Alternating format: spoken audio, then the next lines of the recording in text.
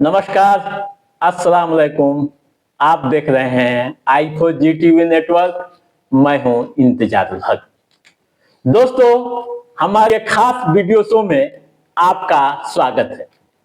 आज के इस एपिसोड में हम बात करने जा रहे हैं मुगल बादशाह शाहजहां की बेटी जहां आरा बेगम के बारे में। बादशाह औरंगजेब की बहन जहां आरा बेगम के बारे में। जहां आरा बेगम किस तरह के शख्सियत की मालकिन थी और कैसे उन्होंने अपनी एक अलग पहचान बनाई थी, आज के इस एपिसोड में हम इसी मुद्दे पर विस्तार से चर्चा करने जा रहे हैं। आप ध्यान से सुनिएगा और समझिएगा भी।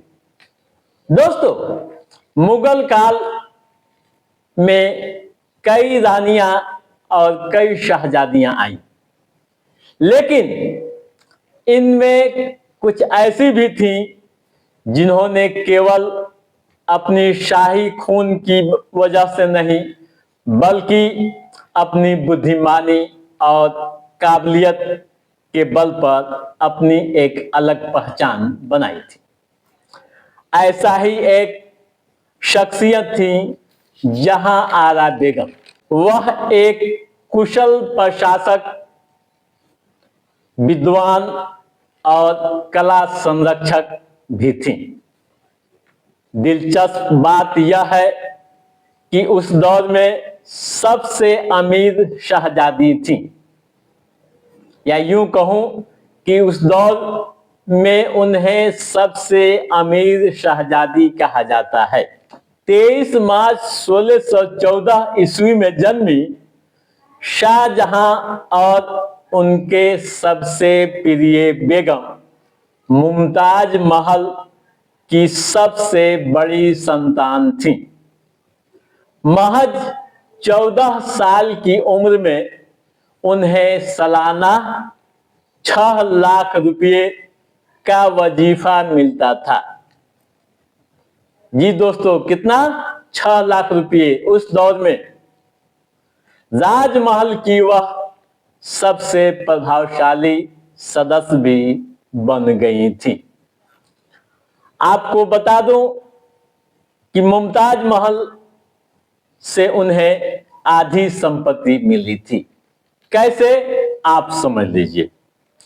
इतिहासकार बताते हैं कि 1631 ईस्वी में मुमताज महल की मौत हो गई।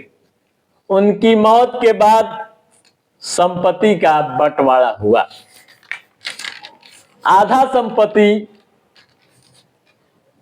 जहां आरा बेगम को मिला और आधे में भाइयों के बीच बंटवारा हुआ।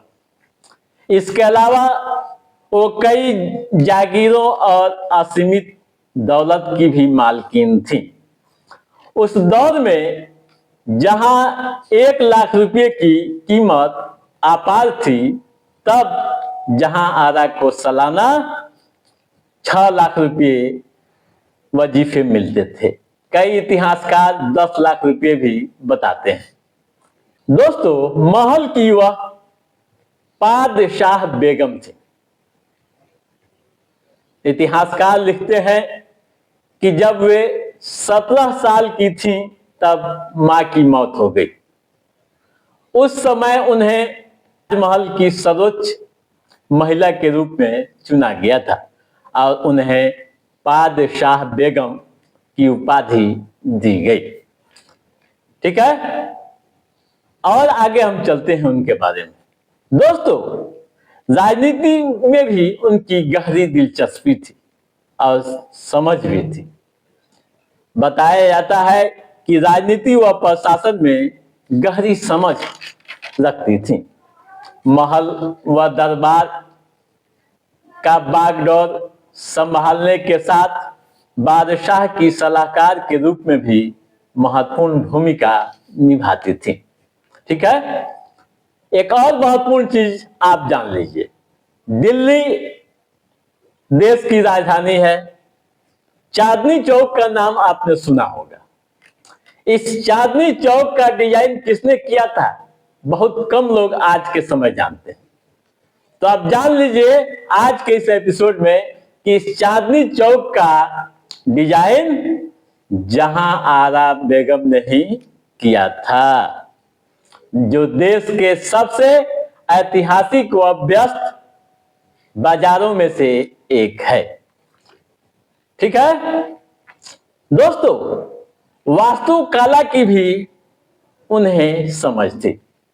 इतिहासकार लिखते हैं कि दिल्ली के शाहजहानाबाद शहर में कई महत्वपूर्ण इमारतों के निर्माण में भी उन्हें अहम भूमिका निभाई।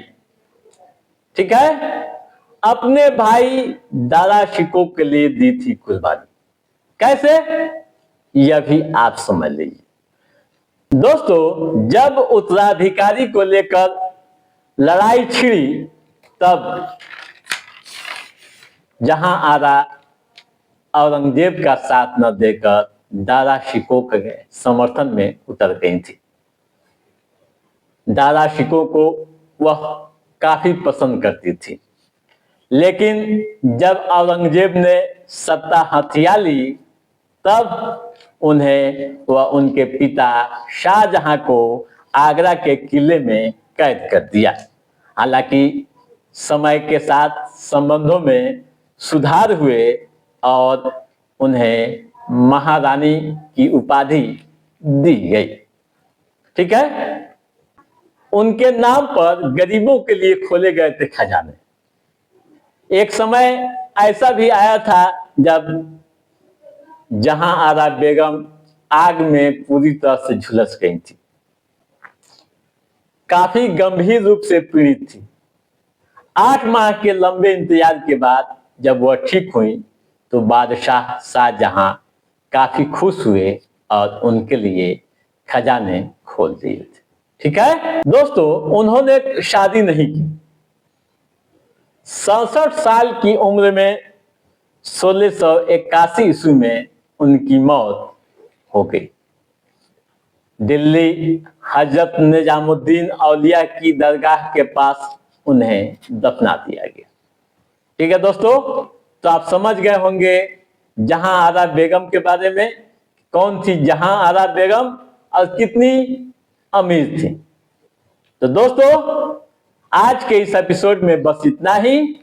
कैसा रहा हमारा यह एपिसोड, कैसी रही यह जानकारी, आप लाइक और कमेंट करके हमें जरूर बताइएगा।